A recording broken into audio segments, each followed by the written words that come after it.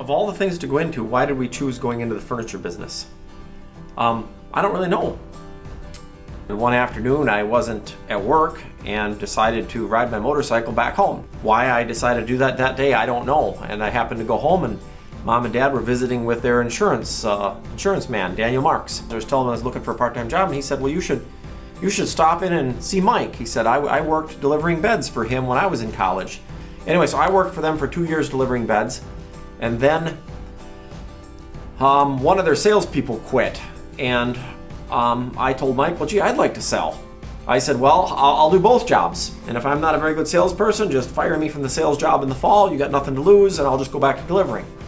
So then I sold furniture there my third year in college, and kind of decided, I don't know, I wanted to get kind of sick of college. Well, my college roommate at the time, Jim, he and I were gonna partner up and start our own store. And we got into it and talked more serious about it. He was interested in it. We talked to Mike. Mike was gonna maybe help us out a little bit. Well, I had gone with you guys on that one trip where we were looking at different markets. They had gone to Madison, Milwaukee, Green Bay, Appleton. And that was the day Jim got cold feet and backed out. I don't know if he told you that day, but I could sense that.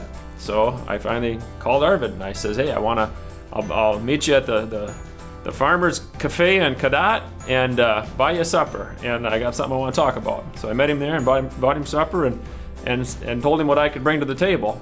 And I kind of did some math of what I could get if I sold my 7 cows and my ATV and my snowmobile and here's what I could bring to the table. Well, Ben was able to finance things a little bit more, which wasn't a ton of money, but it was, I think we started the whole thing on $10,000 or $15,000. So between the two of us, we scraped that amount of money up. I sold my snowmobile and sold that motorcycle that I had driven, and so yeah, that's where it went from there. And then Ben and I, with this Mike Bloss, went and looked at some real estate in Milwaukee is the market we kind of decided to look into. We met with a real estate broker, and we ended up going back to Eau Claire, and the real estate broker never bothered calling us back. Didn't want anything to do with a couple of dumb kids.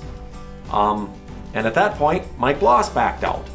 But we were scared at that point. When he backed out, we were even more scared because he knows more than we know. We were a hair's breadth away from backing out ourselves at that point, because what did we really have? We didn't have much at all then if he wasn't going to be our partner. We'd lost everything. But we decided to go for it, and we ended up coming down to Milwaukee and meeting with another real estate broker who Mike Goldberg. Michael Goldberg, yep. He took us seriously, and he found a little spot, and he found a landlord, Leo Lichter, yep. Who said, yeah, I'll take a chance on these kids. And he was an old guy, and he didn't care. He rented us a little 3,000 square foot space, and we packed up the stuff we had and moved down there and started selling furniture, and it's just kind of been successful since.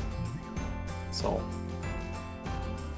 I didn't think Ben had a whole lot of skills either at that point. Milking cows wasn't much of a skill for selling furniture, but he's done fine.